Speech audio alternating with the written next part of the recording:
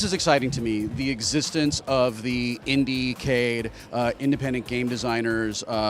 It's more of a pavilion than a booth, which is also great here at E3, at a conference that has always been dominated by EA and Sony and Microsoft and Nintendo and huge companies. I think it's fantastic. It's great for gaming, and it's great for creative people that we have an entire area here dedicated to designing and selling and playing independently produced games. Would you just talk a little bit about how you came to be here and what you're doing? Yeah, so we're IndieCade, and we're actually a yearly festival that happens every October here in Culver City in California. Our whole mission is about collecting and highlighting the most innovative, sort of inventive, new, clever, self-expressive games that we see being developed out there by all of sort of the independents, the people who aren't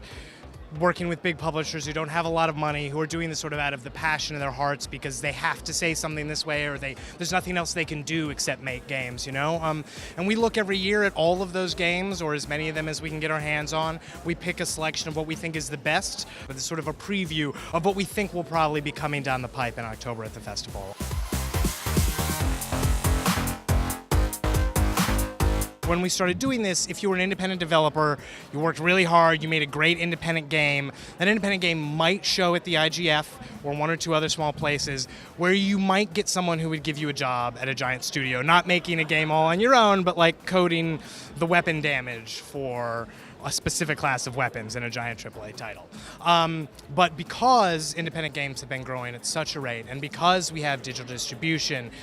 because of the growth of Steam, because of iOS and Android and this stuff, there's now tons of ways for these games to get out here. And what that means more than anything else is with more exposure and with a really low barrier to entry at that first level,